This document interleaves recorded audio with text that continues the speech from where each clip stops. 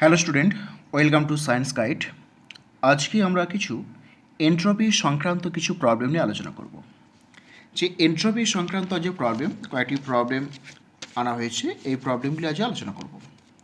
প্রথম দেখো, প্রবলেম দিয়ে আছে প্রদত্ত বিক্রিয়ার ক্ষেত্রে এন্ট্রপি পরিবর্তন গণনা করো।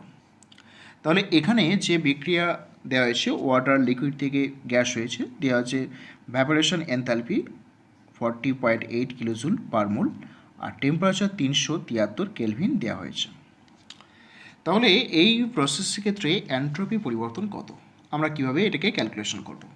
তাহলে আমরা জানি যে এন্ট্রপি পরিবর্তন দ্যাট ইজ ডেল্টা এস সমান Q reversible by T, right?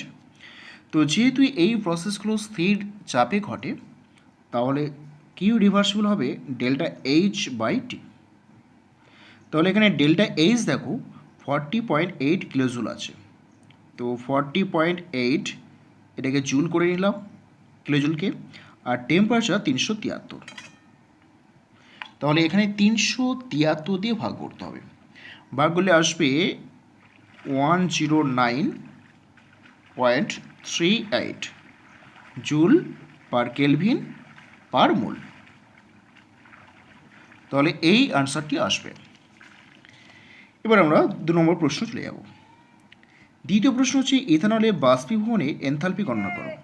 যেখানে ডেল্টা এসের মানটা দেওয়া হয়েছে, এইটা আর স্ফুটনাঙ্ক হচ্ছে 78.5 ডিগ্রি সেন্টিগ্রেড। তাহলে এখানে বাষ্পীভবনে এনথালপি কত? তো আমরা কি জানি? আমরা জানি হচ্ছে ডেল্টা এস সমান ডেল্টা এইচ বাই টি। তাহলে ডেল্টা এইচ সমান ডেল্টা এস ইন্টু টি। তাহলে ডেল্টা এসের মান দেখো 109.8 আর টেম্পারেচার হচ্ছে 78.5 প্লাস 273 কেলভিন করে দাও।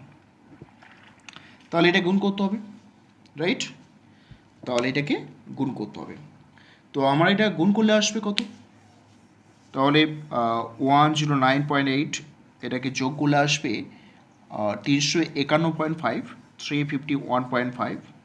এবার এটাকে গুণ করে দাও, গুণ করলে আসবে 38.594 এত কিলোজুল। তাহলে আমরা এই কিলোজুল আকারে লিখলাম।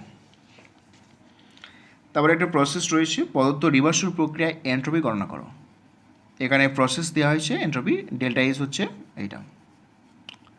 তাহলে এই প্রক্রিয়ায় এন্ট্রপি কত হবে? এন্ট্রপি কত হবে? এখানে যে প্রক্রিয়া রয়েছে এন্ট্রপি কত হবে? আচ্ছা, এই প্রক্রিয়ার ক্ষেত্রে টেম্পারেচার দেওয়া নেই, temperature 30 T is equal to 13 degree centigrade, এরকম হবে।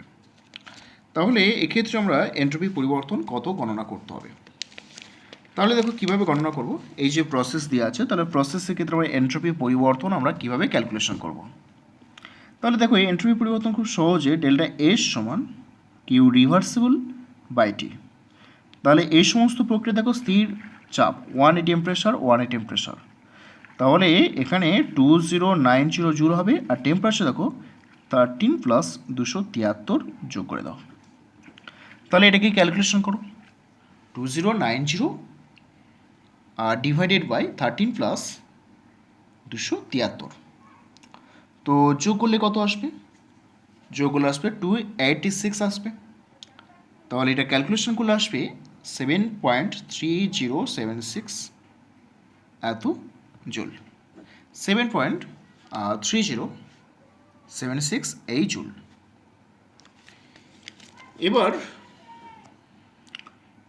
এবার যে প্রশ্নটা রয়েছে এখানে, 300 কেলভিন উষ্ণতায় 10 মোল আদর্শ গ্যাস সমষ্ণ পরাবর্ত প্রক্রিয়ায় 10 লিটার থেকে 100 লিটার আয়তনে পরিবর্তন ঘটে। তো এন্ট্রপি পরিবর্তন কত?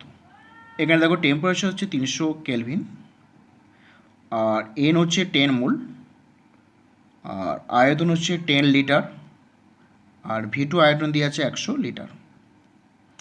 তো এন্ট্রপি পরিবর্তন কত হবে? ডেল্টা এস সমান N R T L N V two by V one. Sorry, এখানে এন আর হবে N R L N V two by V one. তাহলে এখানে এনআর এলএন V2/V1, তাহলে এন হচ্ছে দেখো এখানে 10 মোল, আর এর মানটা 8.314 বসাই, আর এলএন আসবে V2 হচ্ছে 100 আর নিচে 10। তাহলে এটাকে যদি আমরা ক্যালকুলেশন করি আসবে 19.124 এত জুল পার কেলভিন। এইটা আসবে, এইটা হবে এখানে সঠিক উত্তর। এরপরে যে প্রবলেমটা দেওয়া আছে 300 ডিগ্রি সেন্টিগ্রেড উষ্ণতায় 64 গ্রাম অক্সিজেন, 30 ডিগ্রি সেন্টিগ্রেড উষ্ণতায় 64 গ্রাম অক্সিজেন সম্প্রসারিত হয়। চাপে পরিবর্তন ঘটে 1 atm থেকে 0.25 atm।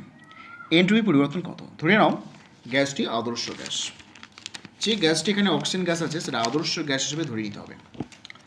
তাহলে এখানে দেখো মোল সংখ্যা কত হবে অক্সিজেন 64, তাহলে অক্সিজেনের ক্ষেত্রে দ্যাট ইজ 2 মোল।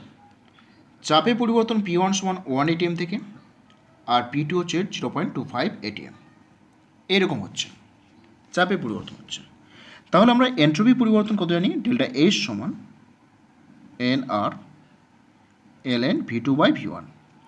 যেহেতু এখানে আদর্শ গ্যাস ধরতে বলেছে তাহলে P1V1 সমান P2V2 লিখতে পারি, তাহলে V2/V1 সমান P1/P2 লিখতে পারি। তাহলে এই সমীকরণটি চেঞ্জ করতে পারি, এনআর এলএন P1/P2, তাহলে নাম্বার অফ মোল দেখো 2, আর এর মানটা 8.31 বসাই, আর এলএন P1 দেখো 1 atm আর P2 হচ্ছে 0.25 atm, রাইট। এবার এটাকে ক্যালকুলেশন করতে হবে। এটাকে যদি আমরা ক্যালকুলেশন করি তাহলে মানটা কত আসবে? মানটা আসবে 23.053 এত জুল পার কেলভিন। এই উত্তরটা এখানে আসবে। তারপরে এখানে যে প্রশ্নটা দেওয়া হয়েছে 27 ডিগ্রি উষ্ণতায় 1 মোল নাইট্রোজেন গ্যাসকে সমুষ্ণ পরমাণু প্রক্রিয়া আয়তন 1 লিটার থেকে 10 লিটার পরিবর্তন করালো, এন্ট্রপি পরিবর্তন কত? তাহলে দেখো এখানে n = 1 মোল নাইট্রোজেন গ্যাস রয়েছে, আয়তন V1 সমান 1 লিটার আর V2 সমান 10 লিটার। তাহলে এন্ট্রপি পরিবর্তন ডেল্টা এস সমান আমরা জানি এনআর এলএন V2/V1, তাহলে 1 মোল আর এর মানটা 8.314 বসাই, এলএন V2 হচ্ছে 10 আর হচ্ছে 1। তাহলে এটাকে যদি আমরা ক্যালকুলেশন করি তাহলে আসবে 19.12 জুল পার কেলভিন, এই উত্তরটা আসবে 19.12 জুল পার কেলভিন। তাহলে এই অ্যান্সারটি আসবে।